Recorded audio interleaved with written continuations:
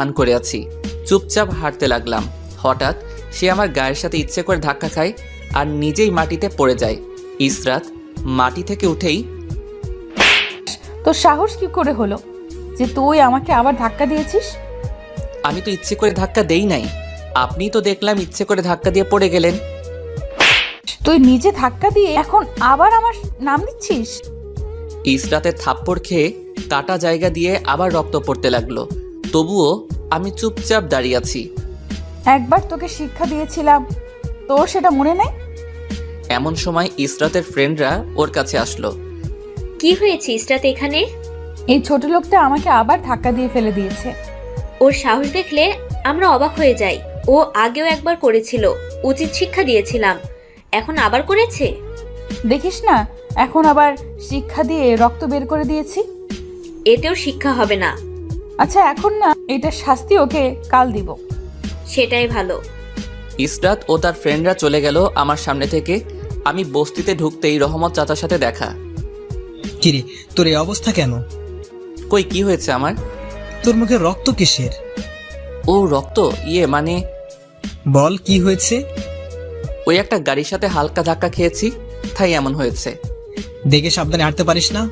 অনেকখানি কেটে গেছে। ওকে, আমি ঠিক আছি। তুমি এখন কই যাচ্ছ? আর কই যাব, রিক্সা নিয়ে বের হব। ওকে, তুমি যাও।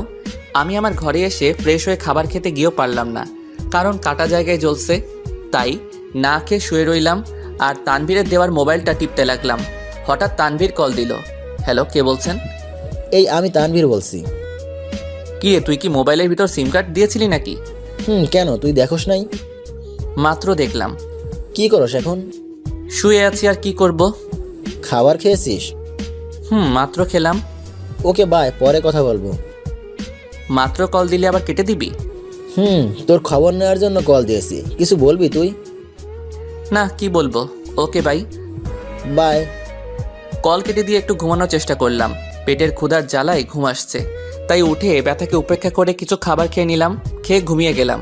বিকেলে ঘুম থেকে উঠে অজু করে মায়ের কবরের সামনে গিয়ে কবরটা জিয়ারত করে আসলাম। কিরে, কবর জিয়ারত করছিলি বুঝি? তোর মায়ের দোয়া আর আমাদের ভালোবাসার তোর সব সময় সাথে ছিল, আর আছে, আর থাকবে। আজকে রিক্সা নিয়ে বের হলে না? গিয়েছিলাম, হঠাৎ করে শরীরটা খারাপ লাগছিল, তাই আজকে আর চালামো না। কেন, কি হয়েছে তোমার? মাথাটা ঘোরাচ্ছিল। এখন ঠিক আছো তো? এখন ঠিক আছে, আগের থেকে একটু ভালো আছি। বেশি খারাপ হলে রিক্সা চালানোর দরকার নেই। একটুবার রাত হয়ে যাইবো, তুই এখন ঘরে গিয়ে পড়তে বস।